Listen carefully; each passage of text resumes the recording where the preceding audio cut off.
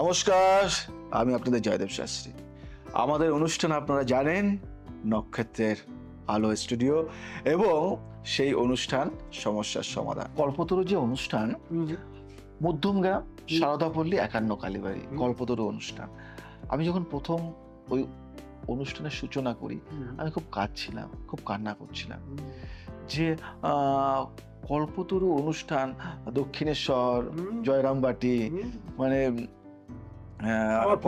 কামারপুকুর, কিন্তু এই 51 কালীবাড়িতে আমি কি করে করব, মানে কি করে কল্পতরু অনুষ্ঠানটা করব আমি, মানে আমার তো নলেজ নেই, আমার তো এই বিষয়ে কোনো জ্ঞান নেই। খুব কাঁদছিলাম আমি, মানে এক সপ্তাহ ধরে আমি মাথায় কিছু আসছে না, কি করব। স্বপ্ন পাই আমি ঠাকুরের, শ্রী ঠাকুর রামকৃষ্ণ আসেন, বলে যে কি হয়েছে, কি হয়েছে, আমি তো আছি, আর কিছু নেই, আর মাথায় আমার কিছু নেই। ওই যে কল্পতরু, তিনি নামেই তো রয়েছে, আর কিছু আমার মাথায় নেই। কল্পতরু দিয়ে দিলেন ব্যবস্থা করে। এবার ওই তখন থেকে আজও পর্যন্ত বিশ্বাস করবে না, কোনো সমস্যা হয় না, কোনো অসুবিধা হয় না, আমি কিছু করি না। কিভাবে হয়, কি করে হয় জানি না, হাজার হাজার লোক, কোথা থেকে লোক আসে তাও জানি না, মানে কোনো প্রসঙ্গে একটা কথা বলিনি এই কল্পতরুর ব্যাপারেই। যেদিন ঠাকুর কল্পতরু হলেন 1886 সালের 1 জানুয়ারি, সেই দিন তো মানে অনেক ভক্তরা এসছেন। ঠাকুর সেদিন উদ্যানবাটির দোতলা থেকে নেমে নিচতলায় মাঠের মধ্যে গেছেন।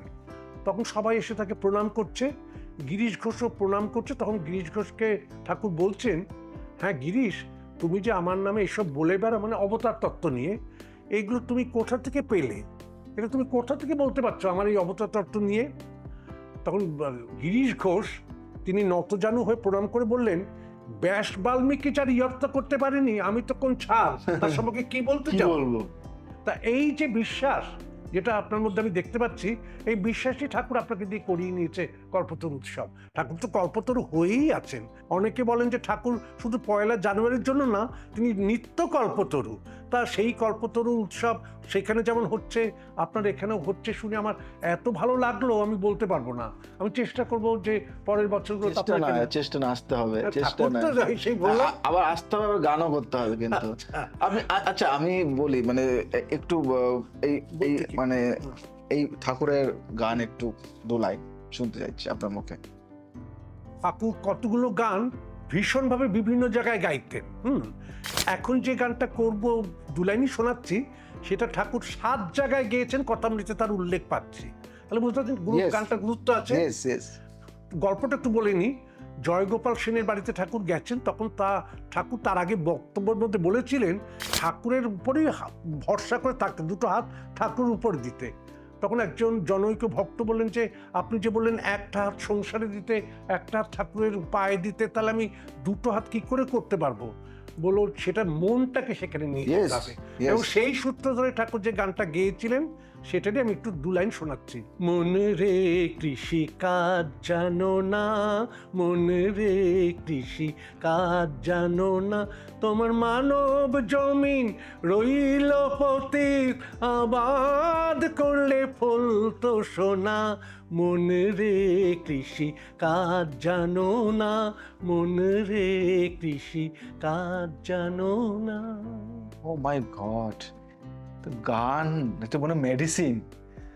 আমি বলি টাইপ অফ মেডিসিন সিঙ্গিং, মানে এই যে গানটা না, এই যে সিঙ্গিংটা কিন্তু টাইপ অফ মেডিসিন। আমি আপনাদের একটা কথা বলবো, কিছু কিছু সময় মন খারাপ হয়ে যাচ্ছে, কিছু কিছু সময় কষ্ট হচ্ছে, এমন কষ্ট হচ্ছে যে আপনি কিছু পারছেন না। এই যে ঠাকুরের গান, শ্রী ঠাকুর রামকৃষ্ণের গান, বা আপনি যার গান, মানে ঠাকুরের গান আপনি শুনুন না, মায়ের গান শুনুন না। এই ব্যাপারে একটু বলি জয়দেব, ঠাকুর নরেন এলে, মানে বিবেকানন্দ এলে নরেন একটা গান ধর, একদম কোথায় আছেন, কোন জায়গায় আছেন তার কোনো ইয়ে নেই, গান তার মুখে শুনবেনি। এবং নরেন সেখানে নানান জায়গায় নানান গান গেয়েছে। তিনি যখন শেষ টাইমটা, মানে 1886 সালে 16ই আগস্ট তিনি আমাদের ছেড়ে চলে গেলেন ঠাকুর, তার আগে নরেনের কাছে যে গানটা গিয়ে নরেন যে গান শুনিয়েছিলেন, সে তো আমাদের সত্যিকারের এই ঠাকুরকে আমরা সেইভাবে করেই দেখি। তার দু লাইনটা শোনাই। একদম একদম, আমার তো মানে খুব মানে মানে ভালোই লাগে, মানে মেডিসিন পাই আমি, মানে শক্তি পাই ঠাকুরের গান। প্রভু মে গোলাম মে গোলাম মে গোলাম তেরা, প্রভু মে গোলাম মে গোলাম মে গোলাম তেরা। এই হচ্ছে ঠাকুর, এই গানটা শুনছেন। মানে আমি গোলাম তোমার, হ্যাঁ, হ্যাঁ হুম, মানে আমি তোমার গোলাম। গোলাম হয়ে আছি। তা এইটা ঠাকুর শুনে তো কিরকম মুগ্ধ হলেন। একদম। তা এই ঠাকুর শুনছেন এটা, সেই মানে তারপর তো ঠাকুর চলেই কিন্তু গেলেন। কিন্তু কিন্তু আমরা হ্যাঁ। আমরা কি সেই ভক্ত, যে ভক্ত আমরা বলি যে ঠাকুর তুমি কেমন আছো, আমি তোমার সেবক, বা আমি তোমার সেবা করছি, বা আমি তোমার সেবা করতে চাই। কিন্তু আমরা এখন কি বলি, আমরা ঠাকুরের কাছে, ঠাকুর আমার খুব কষ্ট, আমাকে এটা ঠিক করে দাও, ঠাকুর আমার জব নেই, আমাকে জব দাও, ঠাকুর আমার টাকা পয়সা নেই, আমাকে টাকা দাও, ঠাকুর। আচ্ছা, কেউ কখনো কোনোদিনও কাউকে মানে তার গুরুকে বলে যে আমি তোমার গোলাম, আমি তোমার সেবা করতে চাইছি, বা আমি তোমার সেবা করছি, বা আমি তোমার সেবা করব, তোমার গোলাম হয়েই থাকতে চাই, তোমার পদপাদ্যেই আমার জীবনটা কাটাতে চাই, বলে কেউ? না না। এখন আমরা দীক্ষা নিয়েও মানে কিছু স্বার্থের জন্য আমরা মানে ঠাকুরের নামও করি যেন আমরা ভালো থাকি, আমার ফ্যামিলি ভালো থাকে, আয় উন্নতি হয়। এই ক্ষেত্রে ঠাকুরের একটা কথা আছে, ঠাকুরের কথাটা হচ্ছে যে ঠাকুর বলতে হচ্ছে চাইতেও হবে। বা যখন বাচ্চা বলছে যে বললো যে বাচ্চা যদি পেচ্ছাপ পায় তাহলে মানে তাহলে কি করবো, সে নিজের থেকেই ডাকবে তখন তোমাকে যে মা আমি এখন বাথরুমে যাব। আবার খিদে পেলেও মাকে তেমনি বলবে। তো তেমনি চাইতে তো হবে মায়ের কাছে বা ঠাকুরের কাছে। আবার অনেকে আছে স্বার্থ সিদ্ধি করার জন্য চায়, কেউ ভালো কাজের জন্য চায়, আবার কেউ স্বার্থ সিদ্ধির জন্য চায়। সেই ফারাকটা একটু দেখে নিতে হবে। একটা কথা কি, আমি আজকে একটা জিনিস জানতে পারলাম যে তোমাকে চাইতে হবে কোনটা। আমার বাথরুম পেয়েছে, আমি বাথরুম করতে যাব, আমাকে নিয়ে যাও, এটা আমার জরুরি, আমাকে এটা আমার এটা মানে দরকার, আমার এটা দরকার, এটা না হলে হবে না। কিন্তু আমার এখন আমার একটা সাইকেল চাই, আমার একটা বাইক চাই। এখন যদি সেই ছোট্ট ছেলেটি সে যদি অন্যায় আবদার করে, সেটা তার বাবা মা কি করে দেবে? সেরকম ঠাকুরেরও মানে আমরা সবসময় এমন কিছু চেয়ে ফেলি, মা আমি তোমার পুজো করছি, তুমি তো আমায় কিছু, মানে আমাকেই বলে, অনেকে এসে বলে আমি না ঠাকুরকে আর পছন্দ করি না, ঠাকুরকে আর ভালোবাসি না। কেন, ঠাকুর তোমায় কি অন্যায় করলো? বলে এত পুজো করি, এত নিষ্ঠা ভরে, কেন আমার এত দুঃখ, কেন আমার এত জ্বালা, কেন আমাকে কিছু দেয় না, কেন আমি এত গরিব, আমার পাশের বাড়ির লোকটা অনেক টাকার মালিক, কিন্তু আমি এটা পারছি না কেন, আমি এত কষ্ট করে, ঠাকুর কি আমার দিকে তাকাচ্ছে না? স্বার্থের আমি না এই জায়গাটায় না আমার ওই সুদামার কথা মনে পড়ে যায় এখানে। কৃষ্ণের কিন্তু সব থেকে বড় সখা, মানে একদম মানে বাল্যবন্ধু, কৃষ্ণর কাছে হাত পেতে চায়নি কিছু। একটা বিশ্বকর্মা না দিতে চেয়েছিল যে কৃষ্ণ মানে ওই সুদামার বাড়িটাকে রাজবাড়ি বানিয়ে দিতে, মানে ওনার বাড়িটার জন্য একদম ভালো বাড়ি হয়। তখন সেই সুদামা না বলল, মানে সুদামার স্ত্রী, সেও একটা অন্য লেভেল, সে বলল যে শুধু আমার বাড়িটা ভালো করলে যে আমার আশেপাশে যে বাড়িগুলি আছে তারা তো জীর্ণ, তারা তো খারাপ ভাববে, তারা তো খারাপ থাকবে, তা আমি একা ভালো থাকলে হবে? আমি একা ভালো থাকবো সেটা নয়, আমি সবাইকে নিয়ে ভালো থাকতে চাই। যদি সবাইকে ভালো রাখতে পারো তাহলে তুমি আমারটাকে ঠিক করো। এই যে আমি আজকে জ্যোতিষ আলোচনা বা এই আধ্যাত্মিক আলোচনা এগুলি কেন আপনাদেরকে একটা জিনিস জানানোর জন্য বলি, যে প্রতিটা ঘরে একটু আধ্যাত্মিক কালচার, একটু আধ্যাত্মিক আলোচনা, সনাতনী তো আমরা ধর্ম, আজকে এই যে ধর্ম, আমাদের ধর্মে কি আছে এই মাহাত্ম্য যদি একটু বুঝে যায় কেউ, তাহলে সে মানে অনেক কিছু পেয়ে গেছে। আজকে আমি একটা মানে একজন ব্যক্তি আমার কাছে আসে, সে আইটির বড় একজন কর্মরত, মানে একটা জায়গায় রয়েছে কর্মরত মানুষ, আইটির একজন বড় পদে আছে। সে তার পার মান্থ 7-8 লাখ তার আর্নিং, 7 থেকে 8 লাখ টাকা তার রোজগার আছে পার মান্থ। এবং সেই ব্যক্তি ঘরে তার ছেলে নেশায় আসক্ত। কি অবস্থা! তার স্ত্রী বউ তারই বাড়ির ড্রাইভারের সাথে সম্পর্ক।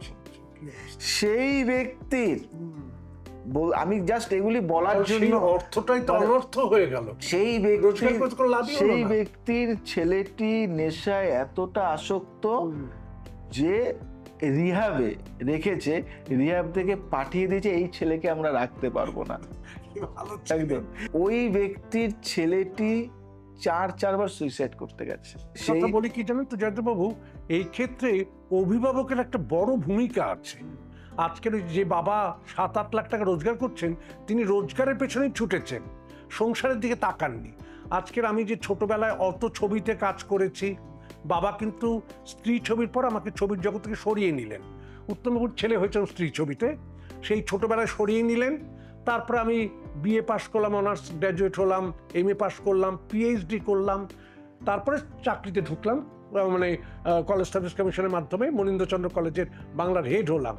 চাকরি করতে গিয়ে দেখলাম যে আমার কিছু অবসর আছে অন্য জায়গাতে কাজ করার। না, এই কথাটা কেন বললাম, যে বাবা সময় মতো আমাকে সরিয়ে নিয়েছিলেন, ছবির জগতে আর রাখেননি, আর গাইড ঠিক মতো করেছিলেন বলেই আমার কিন্তু অন্যদিকে যাওয়ার কোনো ব্যাপার হয়নি আর। এবার এবার এবার বলি, হ্যাঁ। ওই যে ব্যক্তিটি বাবা, হ্যাঁ। ওই বাবার হঠাৎ করে চাকরি চলে যায়, 7-8 লাখ টাকা রোজগার করে, তাহলে বউয়ের এই প্রচুর অবস্থা, বেশি অবস্থা। এবার কত লোনের মধ্যে সে জর্জরিত, বাবা। লোন। এবার ওই সময় কোনোভাবে কোনো না ভাবে আমার কাছে আসে, আচ্ছা। এবং আমার কাছে আসে, এবার আমি ওনার ছক, ওনার হাত, বহু লোকের ছক থাকে না, যাদের ছক কুণ্ডলিনী বা কুণ্ডলি, যার কুষ্টি, যার কুষ্টি ঠিকুজি ছক যদি না থাকে, তার জন্য আমি আছি। কারণ আমার হাত পাম রিডটা একটু আলাদা লেভেলের, এবং পাম রিড, ফেস রিডটা, হাতের লেখা, গ্রাফোলজি, এই যে সমস্ত কিছু বিচার করে যে একটা বিচার দিই, যাদের ধরুন কুষ্টি নেই, ছক নেই, দরকার নেই, তাদের হাতই সব। এবার এই বিচার করার পরে যখন আমি তাকে গাইড করলাম এবং তাকে বললাম যে তুমি এই এই এই এই পথগুলি অবলম্বন করো, আমি তোমাকে কালকেই রাজা বানাতে পারবো না, তোমাকে আমি গাইড করে দিলাম, তোমার সন্তানের এই এই এই, এবং ব্যক্তিটি আরো কিছু ম্যানেজ করে উনি বলল যে দেখো, একটা কাজ করতে তো অনেক খরচা পড়ে, মানে বহু কিছু লাগে, আমি বলবো না যে আমার এখন কিছু নেই বলে তুমি এটা করে দাও, আমি তোমাকে কিছু দিচ্ছি, তুমি আমাদের বাঁচাও, যে করে হোক বাঁচাও। আমি বললাম তুমি কি দিতে পারবে এখন আমাকে, তোমার যা আমি নেব, আমি নিশ্চয়ই নেব, আমি নেব এবং ঠিকও করব।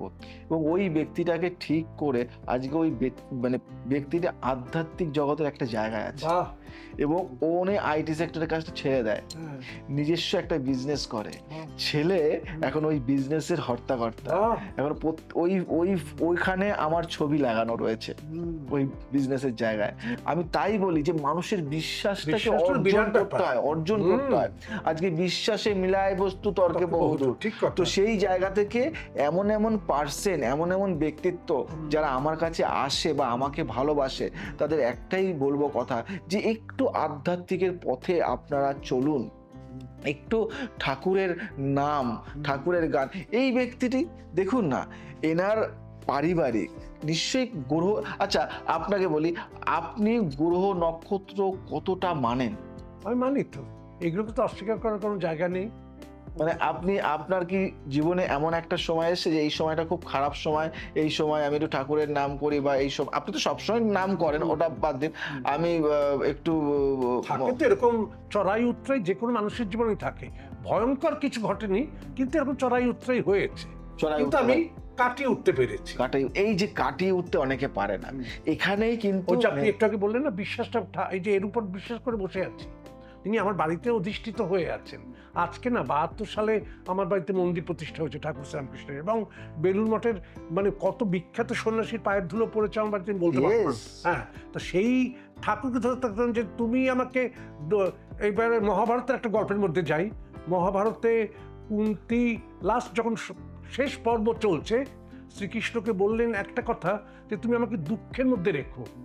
শ্রীকৃষ্ণ বললেন লোকে তো চায় সুখের মধ্যে থাকতে, বলে সুখের মধ্যে থাকলে তো আমি তোমাকে ভুলে যাবো, তুমি আমাকে দুঃখের মধ্যে রাখো, তাহলেই আমি তোমাকে নিত্য স্মরণ করতে পারবো। তো ঠাকুর এরকম আমাকে ফেলেছেন, হয়তো একটা বিভাগীয় প্রধান চালাতে হলে না অনেক সমস্যার মধ্যে পড়তে হয়। একদম একদম।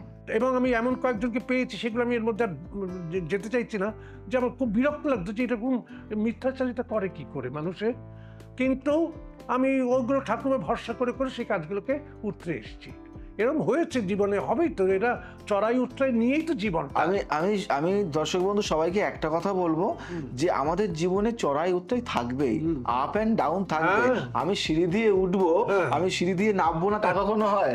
আমাকে সিঁড়ি দিয়ে তো উঠতে হবে, আমাকে তো নামতে হবে, ওই ওঠা নামাটা থাকতে হবে, এবং উঠলে নামতে হবে এবং নামলে উঠতে হবে।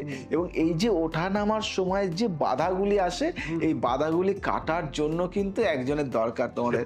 তার জন্য আমরা আছি, অসুবিধা নেই, সমস্যা থাকবে তার সমাধানও আছে। আর একটা কথা বলবো, আমাদের কিন্তু ওনার কাছে, ওনাকে পেয়েছি আজকে ছাড়বো না, অনেক প্রশ্ন আছে, অনেক উত্তর আছে। তার আগে বলবো, আচ্ছা আপনার তো আমি মানে উত্তম কুমার প্রসঙ্গটা হচ্ছিল হ্যাঁ, আপনার আমি অনেক কিছু অভিনয় যে দেখেছি তা নয়, কেন আপনি যখন অভিনয় করতেন বা আপনি যখন অভিনয় জগতে ছিলেন, এখনো আছেন, কিন্তু আপনি যখন যে সময় ছিলেন সে সময় আমার বাবা আমার মা আপনাকে দেখতো, আপনারই কিন্তু আমার বাবা বলে, আরে এই ব্যক্তি, এনাকে তো চিনি, ইনি তো একটা ওই মস্তানি না একটা মানে বদমাশ, ওই কথা বলবো না, এই ব্যক্তি তো একটা পাঠ করেছিল, ফেমাস হয়েছিল, এরকম মা বলেছিল। মানে আসলে ভালো চরিত্র করতে হবে, খল চরিত্র করতে হবে। উত্তম কুমারকে আপনি বাঘবন্দি খেলায় দেখেননি কিরকম বদমাশের রোলটা করলেন? বা স্ত্রী ছবিতেও যে তিনি হয়েছেন জমিদার মাধব দত্ত, তিনি সন্তান হচ্ছে খবর পেলেন, বলে মারলে আও, মানে মদ নিয়ে এসো। তা এইরকম হচ্ছে ক্যারেক্টার। তা সেই মানুষটা অভিনেতাকে নানা রকম রোল করতে হবে। এক্ষেত্রে আমি রঞ্জিত মল্লিককেই শুধু দেখেছি যে উনি সাধারণত নেগেটিভ রোল করেননি, একেবারেই না, মানে উনি এড়িয়েই যান। কিন্তু অভিনেতাকে সব রকম রোল করতে হবে। আমাকে অঞ্জন চৌধুরী, যিনি আমাকে বড়বেলা আবার ফিরিয়ে নিয়ে এলেন, বিখ্যাত পরিচালক, তিনি আমাকে বললেন যে শঙ্কর, তোকে দিয়ে আমি যখন কমেডিও করাতে পারি, তোকে দিয়ে আমি এরকম খল চরিত্র করাতে, আমি করাম, আমি করবো, আমি তো করবার জন্য রেডি হয়ে আছি। তখন জীবন নিয়ে খেলাতে উনি আমাকে একটা রোল দিলেন। জীবন নিয়ে খেলায় হচ্ছে আজকাল এই যে ডাক্তার, নার্সিংহোম নিয়ে যেসব দেখছেন চারপাশে, দুর্নীতি চারপাশে, সেইরকম একটা নার্সিংহোম নিয়ে গল্প। যে নার্সিংহোমের মালিক হচ্ছে হারাধন বন্দ্যোপাধ্যায়। আর আমি তার ওই পুরো নার্সিংহোমটা চালাই, এবং চালানো মানে সব দুর্নীতি কাজই করে থাকি। কোনো ভদ্রলোকের কাজ। রুগী মারা গেল, বললো এখন জানিও না, আগে সব ওষুধপত্রগুলো ফ্রিজে ঢোকাও, তারপরে জানাও যে রুগী মারা গেছে, বিলটা একটু বেশি করে করি। এইরকম রোল করেছিলাম এবং করে খুব মজাও পেয়েছিলাম। মানে লোকে মানে প্রশংসা করেছে, তখন বুঝলাম যে খল চরিত্র করে লোকের মনে দাগ কেটেছি। বাঙালি বাবু ছবিতে একটা অদ্ভুত রোল পেলাম, মিঠুন চক্রবর্তী, তাপস পাল, অভিষেক, এরা সবাই ছিল। সেইখানে হচ্ছে একটা কর্পোরেশনের ব্যাপার ছিল। সেই কর্পোরেশনের মেইনই হচ্ছে যে একটা বস্তিতে জল যাচ্ছে না, তারা সব মিঠুনটা সব নালিশ করতে এসছে, আর জল ডিপার্টমেন্ট দেখাশোনা করেন হচ্ছে আমি, সেই রোলটা। আচ্ছা আচ্ছা আচ্ছা, মানে ভালো ভালো ভালো ভালো রোলে আপনি। সেইখানে ওই জানতে চাইলো যে জলের ব্যাপারটা কি, আমি যে এইদিকে আসুন, ওদের বললাম এইদিকে আসুন। তখন টেবিল থেকে একটা 500 টাকার নোট বার করে দেখালাম যে এইটা হলে 1 ঘন্টার মধ্যেই জল চলে আসবে। 1 ঘন্টার মধ্যে 500 টাকা হলে 1 ঘন্টা। তারপরে রাখলাম, তারপরে নিয়ে বললাম 100 টাকা। আচ্ছা, এইটা হলে 7 দিনের মধ্যে, মানে একটু লেট হবে। হ্যাঁ, একটু 7 দিনের মধ্যে, কম টাকা। তারপরে বার করলো 50 টাকা বার করলাম, আর এটা হলে 15 দিনের মধ্যে। তখন মিঠুনার আমাকে বললো যে যদি এটা না দিই, মানে এইগুলো, তাহলে কল থাকবে, জল থাকবে না। ও মাই গড, কি যে হাততালি পড়তে হবে। তো এটা হলো এমন একটা জায়গা, এই জায়গাটা একটাই জিনিস আমরা জানি, যে দুর্নীতি বা খারাপ সবকিছু থাকবে, এর মধ্যে থেকে তোমাকে ভালো জিনিসটা বেছে নিতে হবে। দেখো, আমাদের একটা শখ করে আমরা গাছ লাগাই তো, এবার সেই গাছটা বড় হয় এবং সেই গাছটায় আম হয়, এবং সেই গাছটা আবার ঝড় এসে ঝড়ে ভেঙে আবার আম ফেলেও দেয়, গাছটাও কিন্তু মানে ফেলে দেয়। তার মানে আমরা ওই ঝড়ের ভয়ে আমরা গাছ লাগাবো না, সেটা ভাবলে তো ভুল। যে দুর্নীতি হচ্ছে তাহলে আমরা এই কাজটা করবো, তা নয়। আমাদের কাজটা করতে হবে এবং আমাদের দুর্নীতির সাথে লড়াই করতে হবে বা সেখান থেকে সরে আসতে হবে। আমরা খারাপ জায়গাটায় কেন যাচ্ছি, খারাপ জায়গাটায় না গিয়ে আমরা ভালো জায়গা থেকে যাবো এবং খারাপ জায়গাটা যাতে না হয় সেই ব্যবস্থাটা আমরা নেব, কিন্তু ওই ভয়ে আমরা পিছনে সরে আসবো তা নয়। তাই আমি সবাইকে একটা কথা বলি, অনেকেই বলে যে এই লোকটা খারাপ চরিত্র করে, এই লোকটা বাজে চরিত্র করে, তা নয়। অনেক ব্যক্তিত্বের সাথে আমার আলাপ আছে যারা মানে খুবই বাজে অভিনয় করতো, মানে বাজে অভিনয় করে, খলের পাঠ করে, ওটা ওদের পার্ট, কিন্তু ব্যক্তিত্ব বা ওনরা রিয়েল লাইফে অসাধারণ। মানে এই যে এই ব্যক্তি বম্বের প্রাণ যে প্রাণ তো অধিক মানে 12 আনার ছবিতেই কাজ করেছে, 75% নায়িকার কাপড় ধরে টানাতে তার একটা রোলের মধ্যে একদম একদম তার মতো ভালো মানুষ হয় না। তো সেরকমই সবাই যে খারাপ হয় তা নেই। যে আমার পাশে যিনি আছে ইনি একজন অধ্যাপক, তো ইনি শিক্ষা দেয়, শিক্ষা দান করে, শিক্ষা বিস্তার করে, তো সেই ব্যক্তিটি খারাপ নয়, কিন্তু এটা একটা অভিনয়। মানে যাদের এরকম ভুল ভাবনা, এটা অভিনয়, আমি যে অভিনয় আমাকে মানে মানাচ্ছে, যে অভিনয়ের সাথে আমাকে খাপ খাচ্ছে, সেই অভিনয়টা আমি করছি, এবং সেটা ভালো হতে পারে, খারাপও হতে পারে। ভালোটাই বলি, ফিরে যখন আবার এলাম ছোট বউ ছবিতে, তখন যে রোলটা করলাম, যে ছোট বউয়ের নন্দাই, ননদটা হচ্ছে ভীষণ বজ্জাত, যে রোলটা করেছিলেন রত্না ঘোষাল, আর আমি তার স্বামী হয়েছিলাম। বজ্জাত ননদ, কিন্তু স্বামীটা ভালো। এই যে লোকে ক্যাচ করে নিল আমাকে, যে একটা ভালো আর্টিস্টকে আবার পাওয়া গেল ফিরে। এই যে ছোট বউ যেমন ক্লিক করে গেল, যেখানে যাই বিদেশে গিয়েও ছোট বউর বলে আপনি ছোট বউর জামাই হয়েছিলেন না। বাবা, লোকের এত মনেও থাকে, এত মনে আছে। এই তো আমাদের কাছে যিনি এসেছিলেন ছোট বউয়ের যে দেবিকা যিনি ছিলেন, মানে মানে ছোট বউ, সত্যি কথা বলতে দেবিকা দিয়ে এসেছিল, আগে কেন বললে না? আমি তো আমার একটা ঠাকুমা পাশে, মানে আমার পাশের বাড়িতে থাকে ঠাকুমা, উনি জয়দেব তুমি আমাকে আগে বললে না, আমি ওনাকে কত ভালো লাগে, আমি একটু জড়িয়ে ধরতাম ওনাকে গিয়ে, আমার কত মিষ্টি সুইট মানে পার্সেন্টটা। কিসব সংলাপ রেখেছিল এই অঞ্জনদা ওর জন্য, চোখা চোখা সংলাপ, এক একটা ডায়ালগ পড়ছে, ফল হাততালিতে ফেটে পড়ে যাচ্ছে। এবং আর তখনকার সময় কিন্তু ওনার এইটাও ছিল, মানে অভিনয়ের দক্ষতা, আর এই অভিনয় এটা গড গিফটেড, এটা গড গিফটেড। আর আমাকে বলে তুমি তোমার কাছে তুমি নিয়েও মানে আসো, বা তোমার কাছে আসো সেই সমস্ত ব্যক্তিত্ব, যেই সমস্ত ব্যক্তিত্বগুলি কিন্তু মানে সেই লেভেল, সেই মাপের, তুখর, তাদের কিন্তু বলে না স্বর্ণযুগের অভিনেত্রা, মানে অভিনেত্রী অভিনেতা, সেই স্বর্ণযুগের। স্বর্ণযুগটা এখন কোথায়, এখন কোথায় আছে স্বর্ণযুগ? স্বর্ণযুগ তো চলে গেছে, এখন কি যুগ পড়ছে এটা? আমরা মজার ঘটনা, আমরা দেখো যুগ যুগ স্বর্ণযুগ বলি আমরা না, কাদের জন্য বলি? এই যে তাবর তাবর যে অভিনেতা অভিনেত্রী, পরিচালক, কাহিনীকার, সুরকার, গায়ক, গায়িকা, কাকে ছেড়ে কাকে বলবো? এই যে আজকে আমরা একটা মানে বই দেখতে যাই 1 ঘন্টা 1.5 ঘন্টা, না আগে 3 ঘন্টা 4 ঘন্টা 3.5 ঘন্টা আমরা কাটিয়ে দিতাম, এখন আমাদের ধৈর্য আছে? আর এই সূত্রে একটা ঘটনার কথা বলি। অরুন্ধতী দেবী তখন ছবি করছেন, তার শেষ পরিচালনার ছবিটা দীপার প্রেম।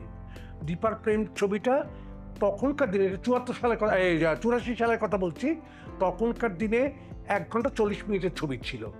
প্রডিউসার হচ্ছে আর.ডি. বানসালের ছেলে কমল বানসাল। ফাইনাল প্রজেকশন দেখা হয়ে গেল, তখন অরুন্ধতীকে উনি বললেন যে ম্যাডাম, এই এত কম সময়ের জন্য তো লোকে দর্শক আসবে না, আপনি গল্পটাকে একটু বাড়ান। বলে এই গল্প তো আর বাড়বে না, বললো না বাড়ে। এরকম তখন ওদের মধ্যে টাসল শুরু হয়ে গেল কমল বানসালের সঙ্গে অরুন্ধতী দেবীর। তারপরে যখন এরকম মামলা মোকদ্দমার জায়গায় চলে যাচ্ছে, তখন অরুন্ধতী বলল আপনারা যা খুশি করুন, পরিচালক হিসেবে আমার নামটা রাখবেন না। তখন কি করা হলো, আর.ডি. বানসালদের ঘরে তো প্রচুর হিট ছবি, সেই অতল জলের আহ্বান, বিভাস, ওগবধূ সুন্দরী, এইসব বিভিন্ন ছবি থেকে গান নিয়ে নিয়ে একটা চিত্রহার তৈরি করা হলো। 1 ঘন্টা 40 মিনিটের ছবির সঙ্গে 8 ঘন্টার চিত্রহার যুক্ত করা হলো দীপার প্রেম রিলিজের সময়, সেইভাবে ছবিটি রিলিজ হলো। এখন যদি আমি 3 ঘন্টা বা 2.5 ঘন্টা ছবি করছি, দর্শক দেখবে না। এখন লোকের টাইমই হয়ে গেছে 1 ঘন্টা 40, 1 ঘন্টা 50, এর মধ্যে ছবি শেষ করতে হবে, তার মধ্যে দেখে তারা বেরিয়ে আসবে। তাও মন দিয়ে দেখছে কেন তার ঠিক নেই, হলে বসে মোবাইল দেখছে, কথা বলছে, এসব হচ্ছে। তাহলে কি সিনেমা দেখাটা হলো বলুন? কোনো সিনেমা দেখা হলো? দর্শক বন্ধু, আমরা একটা কথা বলি যে আগে আগে যা হতো এখন যা হচ্ছে, কিন্তু একটা জিনিস আপনাদের মাথায় ঢুকিয়ে নিন যে ওই আগের জিনিসগুলি কিন্তু ফিরে আসবে, সেটা এখন হোক বা কিছুদিন পরে হোক, আর কিন্তু কিছু নেই। দেখুন না, আজকে আমরা 3 ঘন্টার ফিল্ম দেখি না, কিন্তু কি ফিল্ম দেখি আমরা আমরা দেখি 1 ঘন্টা 1.5 ঘন্টা, কিন্তু ওই 3 ঘন্টার জায়গায় আমরা 6 ঘন্টাও দেখি। সেটা কোথায় দেখি? ওটা পার্টে পার্টে পার্টে পার্টে, পার্ট 1, পার্ট 2, পার্ট 3, ওটিটি, তাই না? সব কিন্তু একটু ঘুচিয়ে আসছে, কিন্তু আসবে। ওই আগের যে স্বর্ণযুগের যে অভিনেতা অভিনেত্রীগুলি ছিল, পরিচালক ছিল, আমি বলি তাদেরকে নিয়ে আমি জয়দেব শাস্ত্রী ফিরিয়ে একটা নতুন ফিল্মের সূচনা করব 2026-এ। আপনারা দেখবেন যে অভিনেত্রী বা অভিনেতা কি ছিল আগেকার দিনের বা আগের মানুষগুলি, আর এই মানুষের কাছে শেখার আছে, এই মানুষগুলির কাছ দিয়ে অভিনয়টা কি সেটা জানার আছে, শেখার আছে। এবং এখানে অভিনয় শিখতে গেলে কি করতে হয়? অভিনয় শিখতে গেলে সবার প্রথম থিয়েটার, তাই নয় কি? সবার প্রথম নাটক। বিখ্যাত আর্টিস্ট তো স্টেজ থেকে এসছে। সাবিত্রীকে তো বলাই হতো স্টার লক্ষ্মী। স্টারের সব হিট নাটকেরই নায়িকা ছিলেন সাবিত্রী চট্টোপাধ্যায়। কোথায় এখন সেইগুলি থিয়েটার আর কি আছে? না, দেখা যায় না, থিয়েটার তো বন্ধ হয়ে গেছে। বন্ধ এখন। আমাদের মানে আমার ছোটবেলার কথা বলছি বা আমার যুবককালের কথাও বলছি, স্টার থিয়েটার যেটা এখন সিনেমা হল হয়ে গেছে, যাই হোক, star theatre, Bishwarupa theatre, Rangmahal theatre, Sarkarina, Rangana, Bijan theatre, এইদিকে মিনারভাটা এখন এমনি ভাড়া দেওয়া হয় কিন্তু নাটক হয় না, কাশী বিশ্বনাথ, সবগুলো স্টেজে রম করে নাটক চলতো। কারা কারা না পাঠ করেছে। উত্তম কুমার একবার স্টেজ করেছেন স্টার থিয়েটারে, শ্যামলী নাটকে, উত্তম সাবিত্রী নায়ক নায়িকা। সৌমিত্র প্রথম যে স্টেজ করতে এলেন স্টার থিয়েটারে তাপসী নাটকে। শুভেন্দু প্রথম স্টেজ করতে এলেন শর্মিলা নাটকে। তা এইগুলো এটা তো স্টেজ থেকে এসছে। তা স্টেজের একটা বিরাট আছে, কারণ আপনি দর্শকের অনুভূতিটা টের পাচ্ছেন, কে হাসছে কে কাঁদছে। জহরার কিরকম অনেক সিনে দেখেছি, বা ভানু বন্দ্যোপাধ্যায়কেও, স্টেজের কথা বলছি, যখন প্রচণ্ড লোকে হাসছে মজার সিনে, তখন ডায়ালগ বন্ধ রেখেছেন, দর্শকের হাসি থামলো, তারপর তারা ডায়ালগ দিচ্ছে। এগুলো তো স্মৃতিপটে এমনভাবে রয়েছে। ভানুর জয়মা কালী বোর্ডিং, যে একবার দেখেছে সে কোনোদিন বলতে পারবে না। ভানু ব্যানার্জির ফার্স্ট ডায়লগে ছিল, মিথ্যা কথা কইতে পারুম না, মিথ্যা কথা কইতে পারুম না। এদিকে যা বলছে সবই মিথ্যা কথা, মিথ্যা কথা বলে যাচ্ছেন, কিন্তু ওই যে মজাটাই তো আলাদা। এই লোকে হেসে হেসে মরে যাচ্ছে যে বাবা এখন যা মিথ্যা কথা বলবে, এদিকে বললো মিথ্যা কথা কইতে পারবো না। জয়মা কালী বোর্ডিং রঙ্গনাথ থিয়েটারে কতদিন ধরে চলেছে। রংমহল থিয়েটারে জহরার যখন নাটক চলতো, তখন টিকিট কাউন্টারের মাথায় লেখা থাকতো যে যিনি হলে না এসে থাকতে পারবেন তাকে পুরস্কার দেয়া হবে। সেই পুরস্কার কেউ পায়নি, কারণ যার জহরা করে যাচ্ছেন স্টেজে, ওর লোকে বসে থাকতে পারবে না, বসেই থাকতে পারবে না। তা এইরকম হচ্ছে, আমরা স্টেজ দেখেছি। কোথায় আজকের নাটক, কোথায় আজকের থিয়েটার? আজকে 3 মাস অভিনয় করলে সে বড় অভিনেতা হতে চায়, বড় অভিনেত্রী হতে চায়। তো সেই 3 মাস 6 মাস শিখে অভিনেত্রী কদিনের অভিনেতা। নাটক, থিয়েটার, এটা একটা আলাদা লেভেল শিক্ষা। এই যে এই অভিনয়, ক্যামেরা ফেসিং, ক্যামেরার সামনে গিয়ে কথা বলা, কোন ফেজে তোমার হাসিটা কখন হবে, কোন কথার তের টোন হবে, কোন কথা একটু আপার, যেমন সারে গামা, সা রে গা মা, এই যে সা রে, এই যে কখন তোমার আপ ডাউনটা হবে, এই ভোকাল, এই জিনিসগুলি কিন্তু সব শেখার বিষয়। যেমন আমরা গান করতে গেলে সারেগামাটা শিখতে হয়, তেমনি অভিনয় করতে গেলেও কিন্তু এরকম অভিনয়েরও সারেগামা আছে। তো সেই জায়গা থেকে সবাইকে বলবো, যদি অভিনয় শিখতে হয় তাহলে একজন অভিজ্ঞ যে থিয়েটারে পারদর্শী, তার কাছে কিন্তু গিয়ে শিখতে পারো। ওই অভিনয় আমি 2 মাসে শিখে একটা জায়গায় পৌঁছে যাবো, আমার জীবনে কিছু হলো না। আমি চেষ্টা করেছিলাম অনেক কিছু, আমি অনেক অভিনয় শিখেছি, ওতে কোনো লাভ নেই। ওটা হলো কি লোক দেখানো। তাই আমি বলবো যে আরও অনেক আলোচনা থাকবে, আরও গ্রহ নক্ষত্রের খেলা এই নিয়ে আলোচনা থাকবে। আমার এই ব্যক্তির সাথে কেমন সম্পর্ক, কি করে আলাপ হলো, কি করে এই ব্যক্তি একজন সেই মাস্টার শঙ্কর থেকে ডক্টর শঙ্কর হলো, এগুলি নিয়ে আরও অনেক আলোচনা থাকবে। নমস্কার, জয় শ্রী ঠাকুর রামকৃষ্ণ। ভালো থাকো, সবাই ভালো থাকো, আনন্দ করো। জয় শ্রী ঠাকুর রামকৃষ্ণ।